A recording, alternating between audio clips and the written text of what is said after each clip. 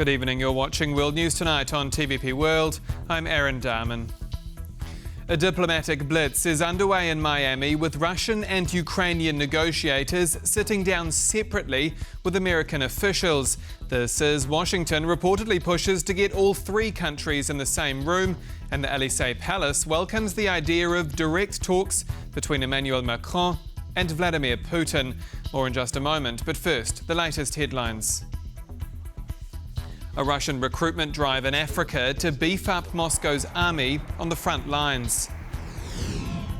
Serbian students take to the streets again on behalf of their peers. And Michał Urbaniak, a jazz master who transformed the genre, has died. Negotiators from Kyiv and Moscow are both claiming progress on striking a peace deal in Ukraine as they meet separately with officials from the United States. Now, Washington is reportedly pushing for all three countries to sit down together, which the Kremlin denies is on the table, with Vladimir Putin also eyeing talks with French President Emmanuel Macron. Let's go straight to Kyiv now, where our correspondent Oz Kadiji is standing by.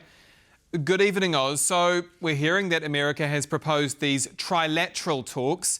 Is there any chance of getting Ukraine, Russia and the United States in the same room?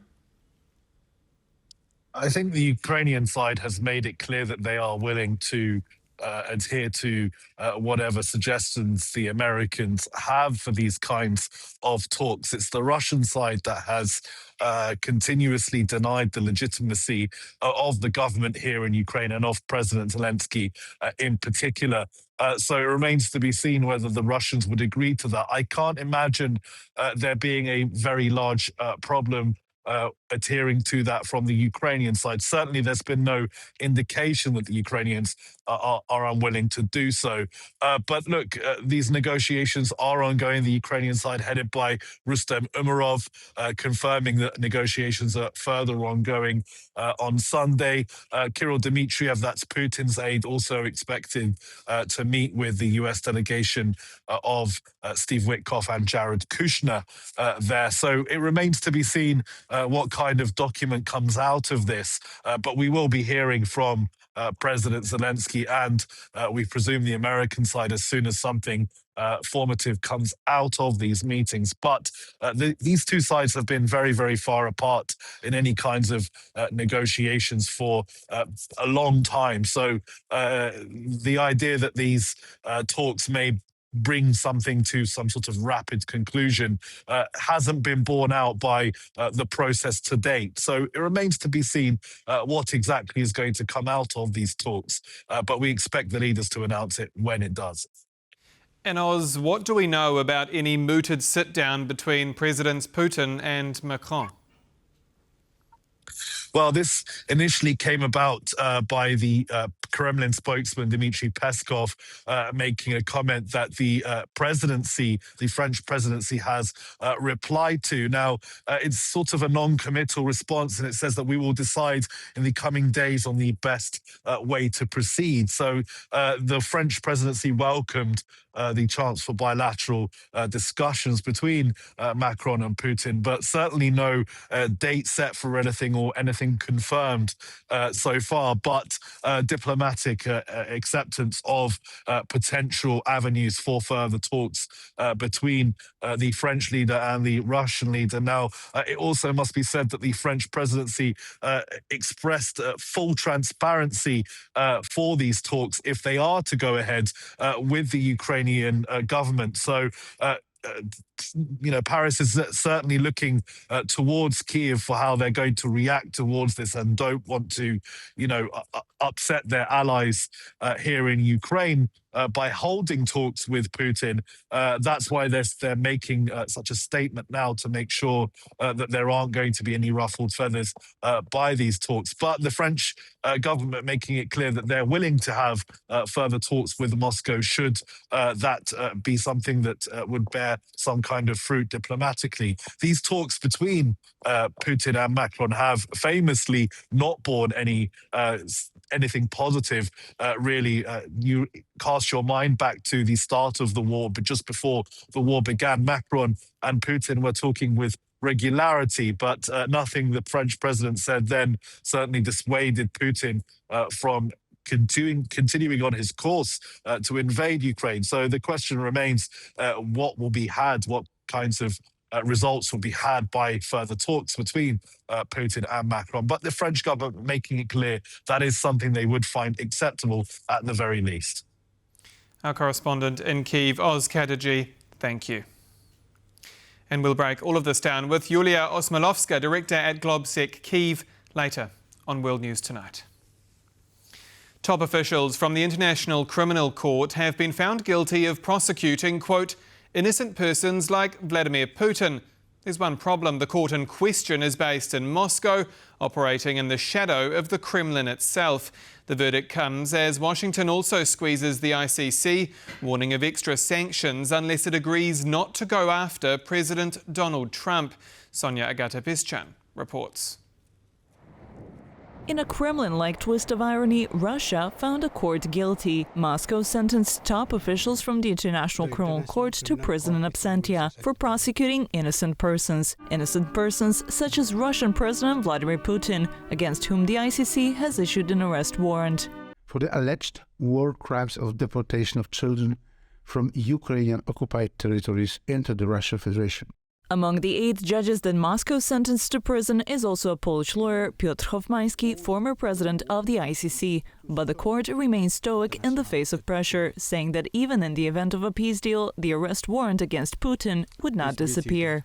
As far as we're concerned, we have investigated in other situations where there has been a peace deal and where the peace deal has often assisted us in the investigative process because it creates at least a margin of calm to enable us to gather evidence.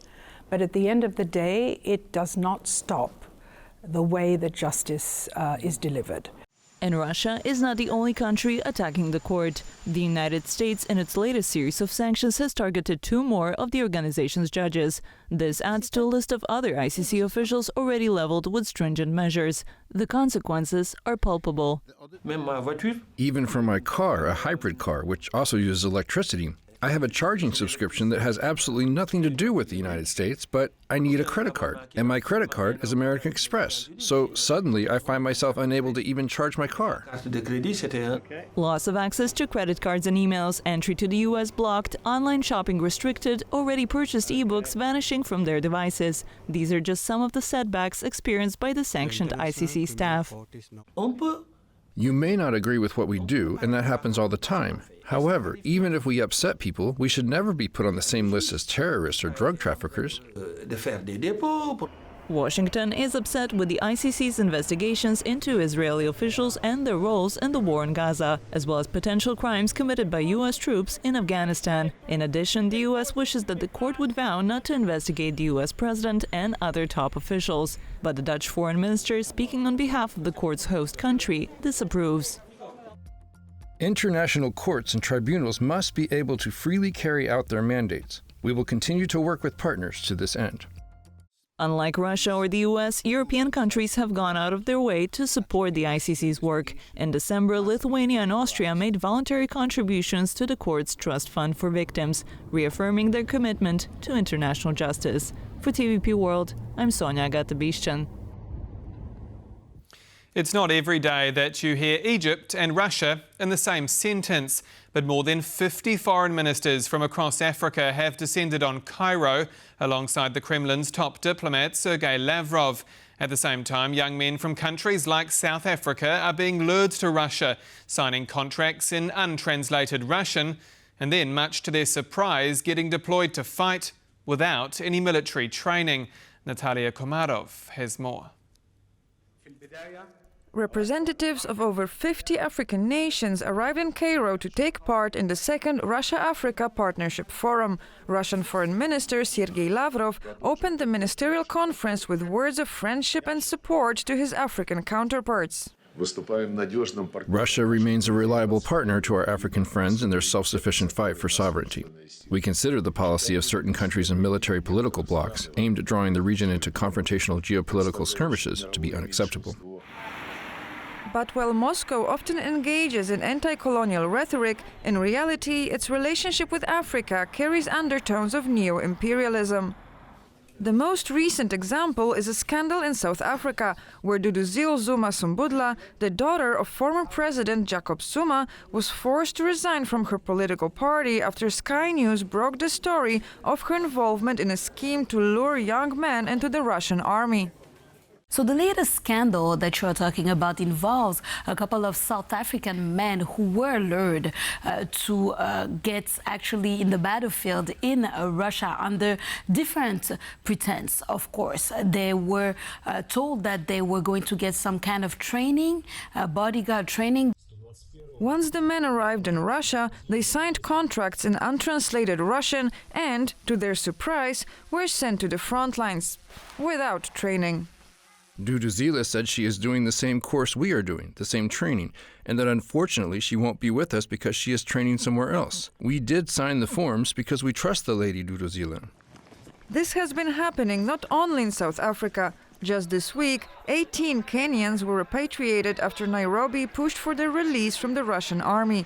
According to data gathered by Kyiv, nearly 1,500 men from across the African continent have been fighting in Ukraine.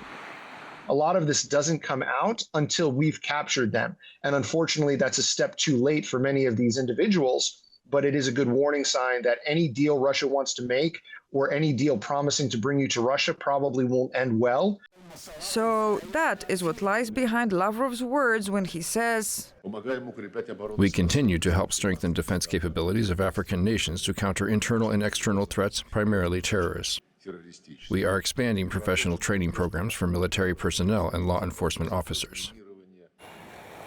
Moscow has been employing different tactics to draft foreigners into their army, not only from Africa, but also Asia and the Middle East. While many are lured under false pretenses, others join voluntarily as mercenaries. For TVP World, Natalia Komarov. Thousands of protesters have again taken to the streets in Serbia, this time over what they're calling government pressure on state universities. The country's student-led demonstrations first picked up momentum after the collapse of a railway station roof killed 16 people last year in the city of Novi Sad.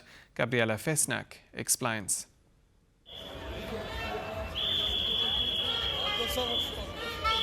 Demonstrators from all across Serbia flocked to Novi Pazar, rallying against what they describe as government pressure on state universities.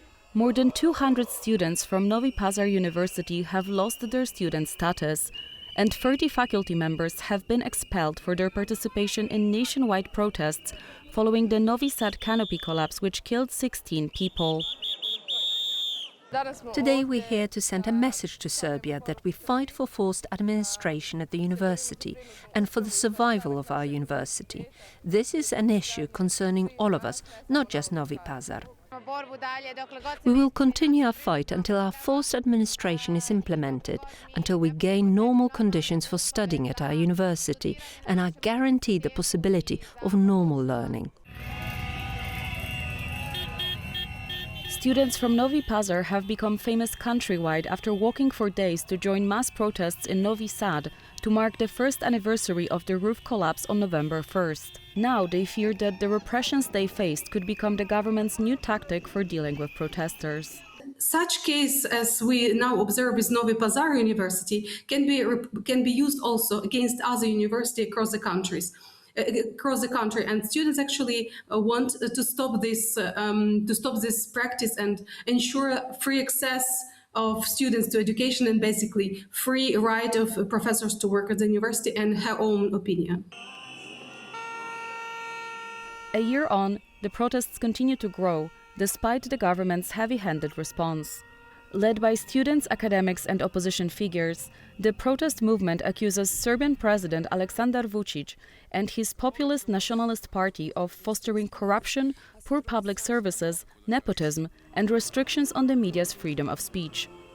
For TVP World, Gabriela Fesnak. And now to Poland, where Michał Urbaniak, one of the country's greatest jazz artists, has died. Urbaniak was 82, And as Karolina Stolzmann reports, he started his music career back in the 1960s, becoming the Polish godfather of jazz, rock and fusion, and performing alongside some of the world's best, including Miles Davis.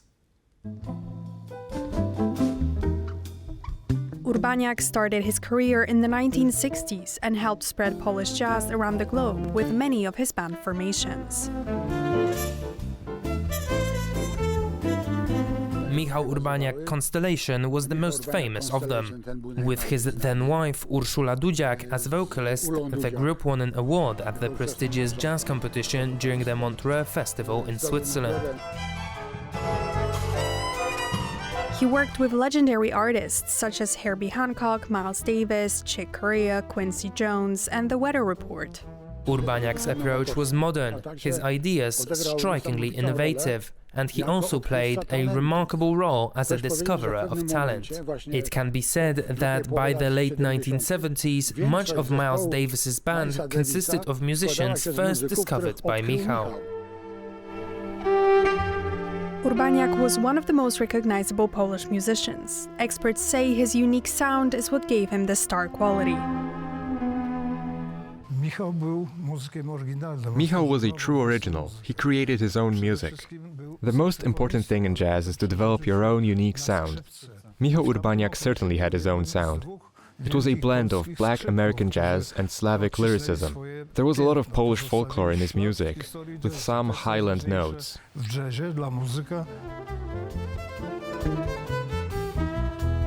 Urbaniak leaves behind decades worth of excellent craftsmanship in jazz and fusion. For DVB World, Karolina Stolzmann. Returning to Ukraine, where Russia's attacks are forcing the war-torn country to band together in arms, from men over the combat age staying on the front to teenagers leading resistance fighters in Zaporizhia. As Alexandra Bulenda reports, those first-hand stories are emerging, even as the Kremlin's strikes on power plants ramp up. At first glance, this could be any military unit anywhere in the world. Men in camouflage, weapons being checked, orders exchanged quietly. They are older than Ukraine's legal limit on combat age, but these men are not soldiers, at least not officially, and yet they have chosen to stay and fight. This is Did. His call sign means grandpa.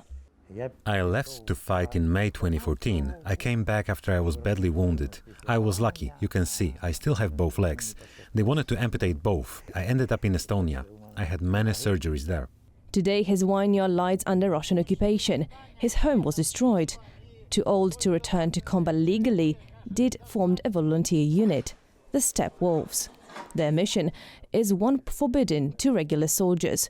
The Steppe Wolves retrieve unexploded Ukrainian rockets from the battlefield, weapons considered too dangerous to touch and repair. Some have military experience, others do not. What unites them is their refusal to be sidelined. Soldiers tell us there is something there, knowing we will pick it up and repair it. So then we go and retrieve it. Resistance in Ukraine does not always wear an official uniform. Sometimes resistance begins in the classroom. This is Igor. When Russia occupied parts of the Zaporizhia region, he was just 16. Within weeks, he organized a group of teenagers, boys aged 14 to 18. They called themselves Puchachi, the Owls. They tore down Russian flags, burned them, filmed it, and posted online. I saw with my own eyes and experienced things no one should ever have to see or experience. Local collaborators betrayed them. Igor and his friends were arrested and accused of terrorism. I was in the 9th grade when the war came. I realized that the Russians were here. I could see my enemy and could start taking action. They passed on intelligence, locations of Russian troops and artillery. This video went viral. We also passed locations where Russian troops and artillery were concentrated. The interrogations were brutal. They started electrocuting me. They only stopped because I was already losing consciousness. Today, Igor is 19. He studies construction works and lives in Kyiv. He says he has never regretted resisting occupation. Kyiv itself carries many scars of resistance. In 2025, Russian drones and ballistic missiles regularly targeted Ukraine's energy system. Power stations are hit again and again. Inside one of them, workers salvage what they can from shattered equipment. Right now, we are taking apart everything we have left and are trying to put together a few functioning power units. Despite the strikes, they return to work. Somehow, our workers still manage to do their jobs. When the power goes out after shelling, we understand the situation and wait. Phones are charged whenever electricity can be found. Here I know you can always come and recharge. From volunteer fighters and teenage partisans to engineers and civilians waiting patiently in the dark, Ukrainians find themselves fighting far beyond the front line. And for many here, resistance is no longer an act of defiance. It is simply everyday life. For TVP World, I'm Alexandra Bulenda. And joining me now for an exclusive interview is Yulia Osmalovska, Director at Globsec Kyiv. Good evening to you, ma'am. Good evening. So we're again hearing reports from US intelligence that Vladimir Putin's war aims remain unchanged. The Kremlin also says any talks between Ukraine, Russia and America are not being considered. So I'm interested in your view on this. Are we any closer to peace, or are we just going around in circles? No, I think that appearance of this type of assessment, which actually had been already contradicted by the source, that it was not something that was coming from the US intelligence. So we hear these contradicting statements, but it's very good that they both of them are in public, because this gives the reality check, the reality assessment, and sends signals to the US decision makers and politicians who are looking into the peace settlements that it's not a very simple thing to do, and there are a lot of shadows of grey in this process, and that this idea is still in air is very good, because it's, as I mentioned, would give that understanding that we are far from the happy end, unfortunately. And you're right to say that there are a number of contradictory statements, both from the Donald Trump administration and, of course, from the reports on US intelligence. What about if we look at these mooted trilateral talks between Russia, Ukraine and the United States? Do you think there's merit in bringing the three countries into one room, or would it just be some kind of a PR exercise? Do you think it would be helpful? As far as I understand, at the moment they're not feasible. At least this has been the signs of the Russian officials, and I think a lot will depend on these parallel talks that are currently happening in Florida between the US delegates and Russia on one hand, and US delegation and Ukraine on the other hand. Or the signs that we are not in the very productive moment. I could say that because Russia denied actually the suggested Christmas ceasefire for a couple of days, and they keep saying that we shouldn't be expecting any progress in next week because of the holiday festivities in Western world and the US in particular. So this is where we are, unfortunately, and these hopes that something big would have been achieved by the Christmas time is definitely off the table. Well, the thing is as well, we've heard peace is 90% of the way there, meaning the remaining 10%, if that is true, must come down to land concessions, especially in Ukraine's east and the Zaporizhzhia nuclear power plant, right? So could the last 10%, these land concessions, the power plant, I mean, could they be the deal breaker that brings everything else back to square one, because they are such fundamental points here? Yes, there had been the statements of our president too that yes, from one hand we are very close to the deal, but on the other hand, this deal could, we should expect that this deal won't be achieved at all. Meaning that you shouldn't be in a miracle here, because these 10% might be the most essential stumbling block that could break the whole agreement, because on this particular issue, the territory, now we still have absolutely opposing positions of the Ukrainian side and the Russian side. So these three main sticking points, probably capturing the big deal or the most deal and time and energy of all the delegations who are currently engaged in talks. Over in Paris, the Élysée Palace is open to the idea of bilateral talks between President Putin and Emmanuel Macron. Is that a positive diplomatic move, or does it risk legitimising the Kremlin? I think that from tactical considerations, this is a smart move from Europe to go, because as we've seen for the last couple of months, that it has been mostly US-led talks. However, if we're talking about the war, Russian aggression in Ukraine, it's about European security. So Europe is absolutely legal actor and stakeholder in these talks, and they have been sidelined for some time. So what we've seen within the recent developments is actually this meeting in Berlin, where the US delegation also met with the European delegation. Then allegedly the meeting of national security advisors was supposed to happen in the US with the inclusion of the European representatives.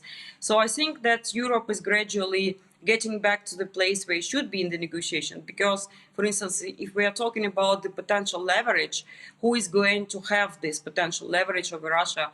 In financial terms, it's definitely Europe, because of the frozen assets, the majority of which are in Europe, and the recent crucial decisions taken at the European summit signal to Russia, indicate that yes, probably at this stage, the solution hasn't been achieved about the frozen assets, but it's not the end of the game. So actually, if Russia going to be keeping this stubborn position, so nobody knows, probably next urgent European Council meeting would deliver absolutely different results. So I think that yes, this is a very good sign that Europe's are showing much more itself in these negotiations. And when it comes to that direct line of communication between Moscow and Europe, we had our correspondent in Kyiv earlier mentioning that President Macron was speaking to Putin before the full-scale invasion back in 2022. It didn't seem to shift the dial. I mean, is Emmanuel Macron the right person to go one-on-one with President Putin? Or do you think that perhaps a coalition of the willing style meeting or some leaders from across Europe meeting with Putin would be a better idea, a more diversified group of leaders?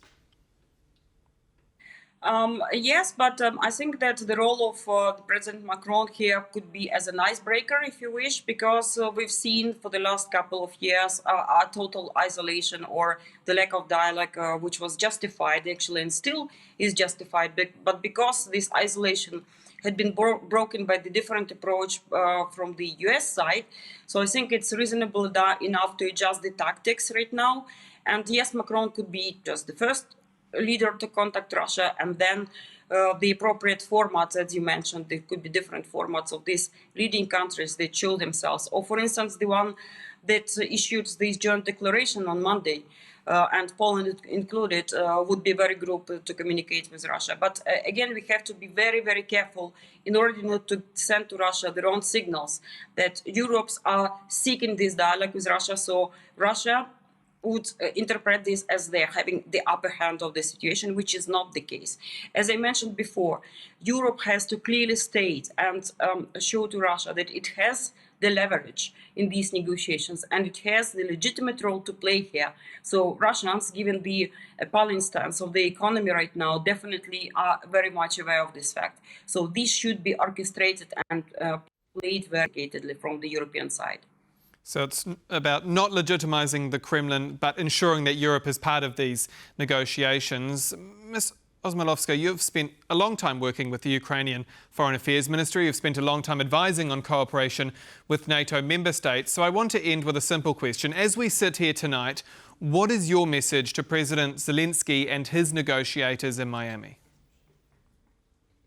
I think the Ukrainian negotiation doing the right thing. So we hear these official constructive statements of all of the sides, indicating that all of them are genuinely interested in looking for some kind of solution that could be appropriate and accepted by all the sides.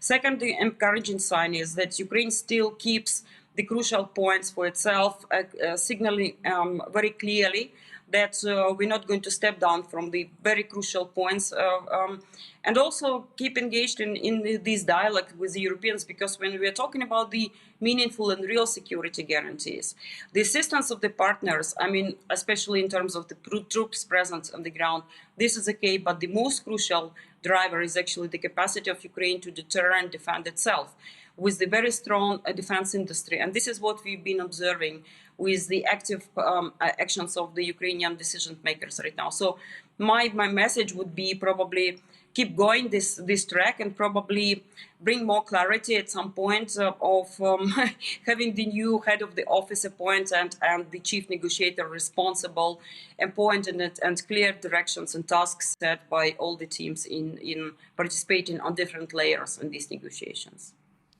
Yulia Osmolovska, Director at Globsec Kyiv, thank you as always for your time.